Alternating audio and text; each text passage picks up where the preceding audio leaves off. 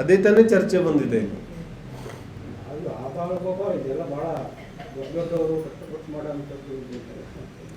ಕಷ್ಟಪಟ್ಟು ಎಲ್ಲಿ ಹೇಳ್ತಾ ಇದ್ದಾರೆ? ಸಮ್ಯತ್ವ 4 ಗತಿಯಲ್ಲಿ ಸಾಧ್ಯ ಇದೆ. ಕಷ್ಟ ಎಲ್ಲಿದೆ ಇದರಲ್ಲಿ? ಆಬಾಲ ಗೋಪಾಲ ಅಂದ್ರೆ ಜನಸಾಮಾನ್ಯ, ಶ್ರೀ सामान्य, साधारण व्यक्ति. तो किसी भी साधारण व्यक्ति को सम्यत्व हो सकता है. तो व्यक्ति ही नहीं, तिरंज को भी हो सकता है. तो आबाल गोपाल का अर्थ है नहीं. तो आबाल गोपाल माने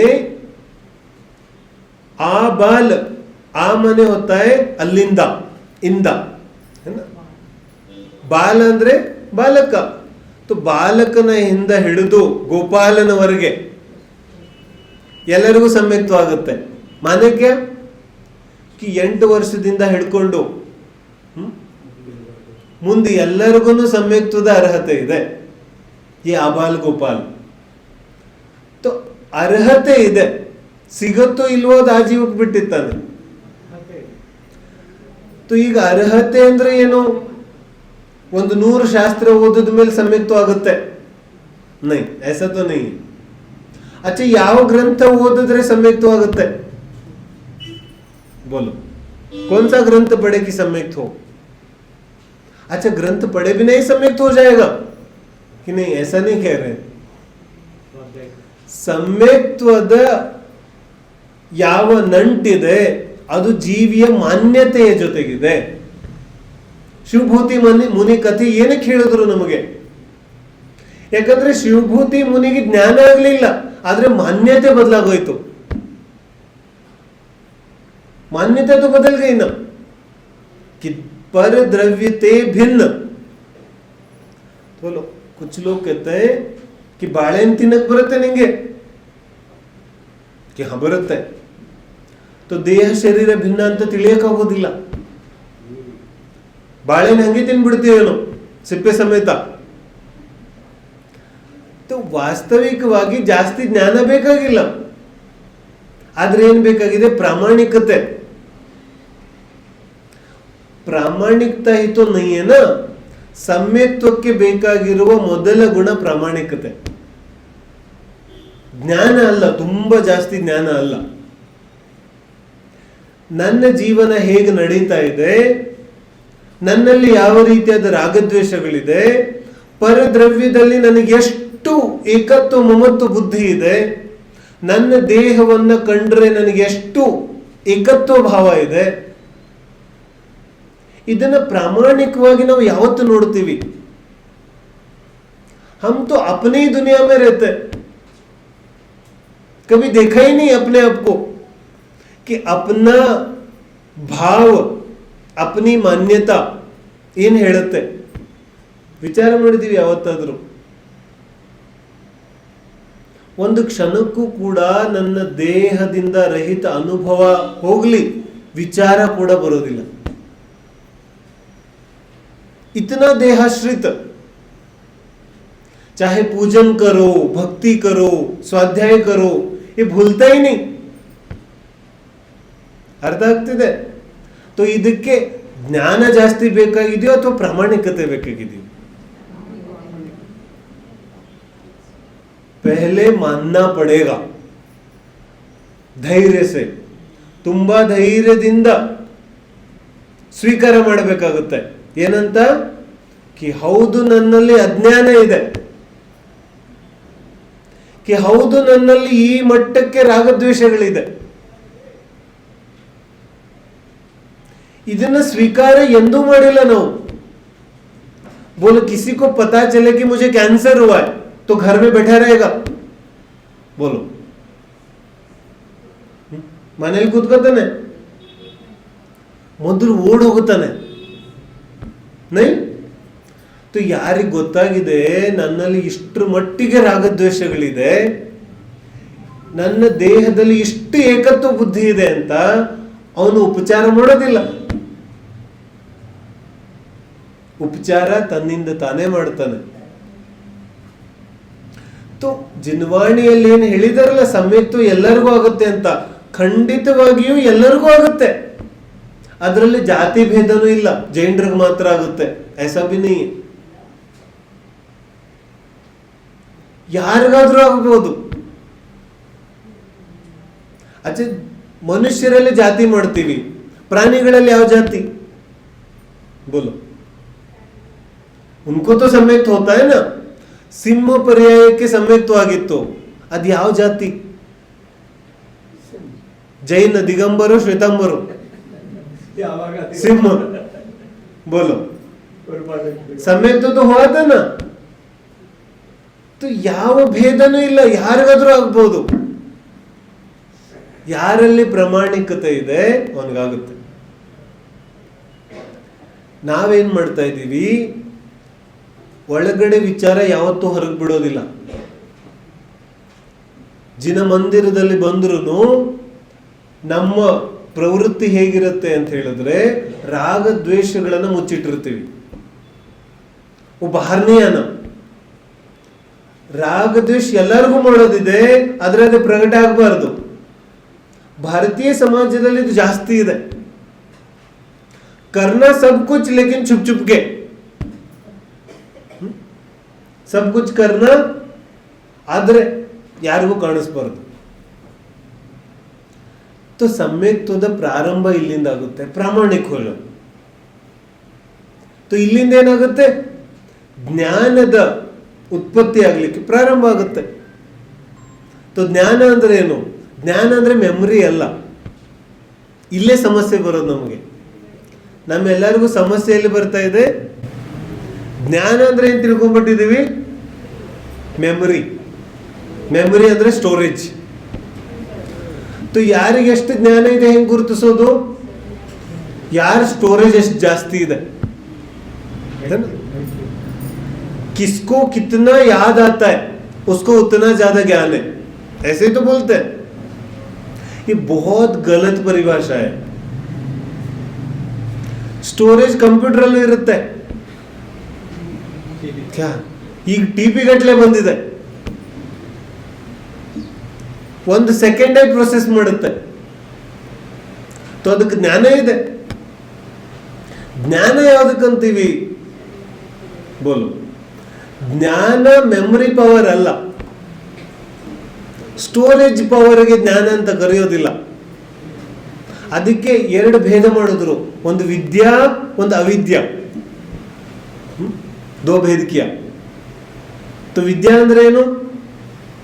ವಿದ್ಯಾ ಅಂದ್ರೆ ಸಾಮಾನ್ಯ ಶಬ್ದದಲ್ಲಿ ಆತ್ಮಜ್ಞಾನ. ಅವಿದ್ಯಾ ಅಂದ್ರೆ ಸಾಂಸಾರಿಕ ಜ್ಞಾನ. ठीक है. ಯಾರಿಗೆ ಎರಡೂ ಇದೆ ಅವನು ಈ ಭಾವದಲ್ಲಿ ಸಂಯುಕ್ತ ಪಡಿತಾನೆ. ಅವಿದ್ಯೆಯಲ್ಲಿರೋ ವಿದ್ಯೆ ಅದು ನಷ್ಟ ಆಗುತ್ತೆ, ಪ್ರಯೋಜನಕ್ಕೆ ಬರೋದಿಲ್ಲ. ಮತ್ತು ವಿದ್ಯೆ ಮಾತ್ರ ಇದೆ, ಅವಿದ್ಯೆ ಇಲ್ಲ, ಅದು ಪ್ರಯೋಜನಕ್ಕೆ ಬರೋದಿಲ್ಲ. ಯಾಕಂದ್ರೆ ಪರದ್ರವ್ಯದ ಬಗ್ಗೆ ಸ್ವಲ್ಪ ಆದ್ರೂ ಗೊತ್ತಬೇಕು ತಾನೆ ಇವನಿಗೆ. ಪ್ರಪಂಚದ ಬಗ್ಗೆ, ಸಂಬಂಧಗಳ ಬಗ್ಗೆ ಗೊತ್ತಿದ್ರೆ ತಾನೇ ಇವನು ಭಿನ್ನ ಅನುಭವ ಮಾಡ್ತಾನೆ. ಕಹಾ ವಿದ್ಯಾ ಅಂದ್ರೆ ಆತ್ಮಜ್ಞಾನ. ಆತ್ಮಜ್ಞಾನ ಅಂದ್ರೆ ಏನು? ಇಡೀ ಸಂಸಾರದ ಜ್ಞಾನ ಇದೆಯಲ್ಲ, ಇದೇನ್ ಮಾಡ್ತಾ ಇದೆ? ವಿಷಯಗಳನ್ನ ನೋಡ್ತಾ ಇದೆ. ठीक है. जैसे आप समझो, ಒಬ್ಬ ಸೈಂಟಿಸ್ಟ್ ಇದ್ದಾನೆ, ಅವನು ವಸ್ತುಗಳನ್ನು ನೋಡ್ತಾ ಇದ್ದಾನೆ, ತುಂಬಾ ಜ್ಞಾನ ಇದೆ. ಡಾಕ್ಟರ್ ಇದ್ದಾನೆ, ಅವನು ದೇಹ ನೋಡ್ತಾ ಇದ್ದಾನೆ, ತುಂಬಾ ಜ್ಞಾನ ಇದೆ. ಇಂಜಿನಿಯರ್ ಇದ್ದಾನೆ, ಅವನು ವಸ್ತುಗಳನ್ನು ನೋಡ್ತಾ ಇದ್ದಾನೆ. ಇದಕ್ಕೆಲ್ಲ ಏನಂದ್ರು? ಅವಿದ್ಯಾ. ठीक है. ಈಗ ಹೇಳ್ತಾ ಇದ್ದಾರೆ, ಇದನ್ನೆಲ್ಲ ನೋಡ್ತಾ ಇರುವಾಗ ಎರಡು ವಸ್ತು ಇದೆ, ಒಂದು ದೃಶ್ಯ, ಇನ್ನೊಂದು ದೃಷ್ಟ. ಒಂದು ದೃಶ್ಯ, ಇನ್ನೊಂದು ಆ ದೃಶ್ಯವನ್ನು ನೋಡುವವ, ದೃಷ್ಟ. ವಿದ್ಯಾ ಅಂದ್ರೆ ಈ ದೃಶ್ಯದ ಜೊತೆ ಜೊತೆಗೆ ಯಾರು ದೃಷ್ಟನನ್ನು ನೋಡ್ತಾನೆ, ಅದು ವಿದ್ಯಾ. ಮತ್ತು ಬರೀ ದೃಶ್ಯವನ್ನೇ ನೋಡ್ತಾ ಇದ್ದಾನೆ, ನೋಡುವವನ ಬಗ್ಗೆ ಇವನಿಗೇನು ಗೊತ್ತಿಲ್ಲ. ಅಲ್ಲಿ ಈಗ ಸಮಸ್ಯೆ ಇದೆ. ಒಬ್ಬ ದೊಡ್ಡ ಅಟೋಮ್ ಬಾಂಬ್ ತಯಾರು ಮಾಡ್ತಾ ಇದ್ದಾನೆ. ಇನ್ನೊಬ್ಬ ಇಲ್ಲಿ 10 ಜನ ಕೂತಿದ್ದಾರೆ, ಅವ್ರನ್ನೇ ನೋಡ್ತಾ ಇದ್ದಾನೆ. ಇನ್ನೊಬ್ಬ ಇನ್ನೇನೋ ನೋಡ್ತಾ ಇದ್ದಾನೆ. ಪ್ರಶ್ನೆ ಕೇಳಿದ್ರು, ಈ 10 ಜನನ ನೋಡುವಂತಹ ವ್ಯಕ್ತಿಗೆ ಈ ನೋಡುವ ಆಸೆ ಹುಟ್ಟುತ್ತೆ ಯಾಕೆ? ದೃಷ್ಟಾನನ ನೋಡಿದ್ರೆ ಗೊತ್ತಾಗುತ್ತೆ. ಬೈ, ನಾವು ಏನು ದೃಶ್ಯವನ್ನ ನೋಡ್ತಾ ಇದೀವಿ ಅದ್ರ ಮೇಲೆ ನಾನೇನು ಅಂತ ಗೊತ್ತಾಗೋದಿಲ್ವೇನು? ನಾವು ಹೇಳ್ತೀವಲ್ಲ, ನಾನು ಯಾರ ಜೊತೆಗಿದ್ದೀನಿ ಅನ್ನೋದ್ರ ಮೇಲೆ ನಾನೇನು ಅಂತ ಗೊತ್ತಾಗುತ್ತೆ. ऐसे ही मैं जिसको भी देखता हूं उसी से पता चल जाएगा ना कि मैं कौन हूं. अच्छा, ಈಗ ಎಲ್ಲರೂ ಪ್ರಶ್ನೆ ಕೇಳೋರು. ಪ್ರಶ್ನೆ ಕೇಳುವಾಗ ಪ್ರಶ್ನೆ ಕೇಳುವವನ ಯಾವ ಮಾನ್ಯತೆ ಇದೆ ಅಂತ ಗೊತ್ತಾಗೋದಿಲ್ವೇನು? ಪ್ರಶ್ನೆ ಕೇಳೋಕ್ಕಿಂತ ಮುಂಚೆ ಅಥವಾ ಪ್ರಶ್ನೆಗೆ ಉತ್ತರ ಕೊಡೋಕ್ಕಿಂತ ಮುಂಚೆ ಪ್ರಶ್ನೆಯಿಂದಲೇ ಗೊತ್ತಾಗುತ್ತೆ ಕಿ ಪ್ರಶ್ನೆ ಕೇಳುವವನ ಮಾನ್ಯತೆ ಏನಿದೆ ಅಂತ. ಪ್ರಶ್ನೆಗೆ ಉತ್ತರ ಕೊಡೋಕ್ಕಿಂತನೂ ಆ ಮಾನ್ಯತೆಗೆ ಉತ್ತರ ಕೊಡಬೇಕಾಗುತ್ತೆ. ವಿದ್ಯೆ ಇದೆ ಈ ದೃಶ್ಯದ ಜೊತೆಗೆ ನನ್ನನ್ನು ನಾನು ನೋಡೋದು. ನನಗೇನಾದ್ರೂ ನೋಡೋ ಆಸೆ ಆಗಿದೆ ಅಂದ್ರೆ ಬರೀ ನೋಡಬೇಡ, ಈ ನೋಡುವವನಿಗೆ ಈ ನೋಡುವ ಅಭಿಲಾಷೆ ಯಾಕೆ ಹುಟ್ಟಿತು? ये तो बताओ पहले. कुछ खाना चाहा तो ತಿನ್ನೋಕ್ಕಿಂತ ಮುಂಚೆ ಮೊದಲು ವಿಚಾರ ಮಾಡಿ, ತಿನ್ನೋ ಅಭಿಲಾಷೆ ಯಾರಿಗಾಯ್ತು, ಯಾಕಾಯ್ತು? ನೇರವಾಗಿ ತಿನ್ನಕ್ ಹೋಗ್ಬೇಡ. ಆಗ ಗೊತ್ತಾಗುತ್ತೆ ದೃಶ್ಯ ಮತ್ತು ದೃಷ್ಟ ಇಬ್ಬರನ್ನು ನೋಡಿದಾಗ ಎರಡರ ಭಿನ್ನ ಭಿನ್ನ ಅನುಭವ. इसी को विद्या बोलते हैं. तो ಯಾರ ಜೀವನದಲ್ಲಿ ವಿದ್ಯೆ ಇಲ್ಲ ಅವನ ಜೀವನವಂತೂ ನರಕನೇ ಇದೆ, ಅದರಲ್ಲಿ ಇನ್ನೊಂದು ಮಾತಿಲ್ಲ. ಯಾರಿಗೆ ಸಮಾಜ, ಕುಟುಂಬದ ಸದಸ್ಯರ ಮೇಲೆ ಪ್ರೀತಿ ಇದೆ, ಮೊದಲು ವಿದ್ಯೆಯನ್ನ ಕಲಿಸೋದು. ಹೊರಗಡೆ ವಿದ್ಯಾಲಯಗಳಲ್ಲ, ಅದು ಅವಿದ್ಯಾಲಯಗಳಿದೆ. उसको अविद्या बोलते हैं. ಅವಿನಯ ಮಾಡೋ ದೃಷ್ಟಿಯಿಂದ ಅಲ್ಲ, ಅದು ಅವಿದ್ಯೆ ಅಂದ್ರೆ ಸಾಂಸಾರಿಕ ಜ್ಞಾನ ಇದೆ, ಅದು ಅವಶ್ಯಕ ಇದೆ. ಆದ್ರೆ ಯಾತಕ್ಕೋಸ್ಕರ ಅವಶ್ಯಕ ಇದೆ? ಇಲ್ಲಿ ಸಮಸ್ಯೆ ಬಂದ್ಬಿಡುತ್ತೆ. ಸಾಂಸಾರಿಕ ಜ್ಞಾನ ಅವಶ್ಯಕ ಇದೆ, ಆದ್ರೆ ಯಾತಕ್ಕೋಸ್ಕರ ಉತ್ತರ ಬರುತ್ತೆ, ಜೀವನ ಮಾಡಕ್ ಬೇಕಲ್ಲ. ಇಲ್ಲೇನು ಹೇಳ್ತಾ ಇದ್ದಾರೆ? भाई सांसारिक ज्ञान आवश्यक है ताकि उससे तुम अलग हो सको. ಸಾಂಸಾರಿಕ ಜ್ಞಾನ ಯಾಕೆ ಅವಶ್ಯಕ ಇದೆ? ಯಾಕಂದ್ರೆ ಅದರಿಂದ ಸಾಧ್ಯವಾದಷ್ಟು ಬೇಗ ನಾನು ದೂರ ಆಗಬೇಕಿದೆ, इसलिए आवश्यक है, चिपकने के लिए नहीं. ಎರಡರಲ್ಲಿ ವ್ಯತ್ಯಾಸ ಇದೆ ತಾನೆ. ಒಂದು, ಯಾವುದೇ ಸಂದರ್ಭ, ವಸ್ತು, ಇದನ್ನ ತಿಳ್ಕೊಂಡು ನಾವು ಏನ್ ಮಾಡೋದಿದೆ, ಅದಕ್ಕೆ ಹೋಗಿ ಅಂಟ್ಕೊಂಡು ಕೂತ್ಕೊಳ್ಳೋದು ಅಥವಾ ದೂರ ಆಗ್ಬಿಡೋದು. ಯಾವಾಗ ವ್ಯಕ್ತಿಗೆ ನಿಜವಾಗಿಯೂ ಪ್ರಾಮಾಣಿಕವಾಗಿ ವಸ್ತು ಸ್ವಭಾವ ಅರ್ಥ ಆಗುತ್ತೆ, ಅವನು ದೂರ ಆಗ್ಬಿಡ್ತಾನೆ, ಉಳಿಯಕ್ಕಾಗೋದಿಲ್ಲ. ಸ್ವಭಾವ ನೋಡಿದ್ರೆ ನಾವು ಸ್ವಾರ್ಥದಿಂದ ನೋಡ್ತೀವಿ. ಒಂದು ಮರ ಇದೆ ಹೊರಗಡೆ, ಮರದ ಚಿತ್ರ ಬಿಡಿಸೋ ಅಂದ ತಕ್ಷಣ ನಾವೆಲ್ಲ ಹೆಂಗ್ ಬಿಡಿಸ್ತೀವಿ? ಒಂದೇ ಚಿತ್ರ ಇದೆ ತಾನೆ ಎಲ್ಲರಿಗೂ ಮನಸ್ಸಲ್ಲಿ. ಯಾಕಂದ್ರೆ ನಾವು ನೋಡಿದ್ರೂ ಮರಗಳನ್ನು ನೋಡಿಲ್ಲ, ನೋಡೋದೇ ಇಲ್ಲ, ನಮ್ಮ ಸ್ವಾರ್ಥ ದೃಷ್ಟಿಯಿಂದ ನೋಡ್ತೇವೆ. ದೃಶ್ಯ ದೃಷ್ಟ ಇಬ್ಬರನ್ನು ನೋಡಿ ಯಾವಾಗ ಜ್ಞಾನ ಉಂಟಾಗುತ್ತೆ, ಆಗ ಪರದ್ರವ್ಯದಿಂದ ಭಿನ್ನ ಅನುಭವ ಆಗುತ್ತೆ. ಇದು ಯಾರಿಗಾದ್ರೂ ಆಗ್ಬೋದು.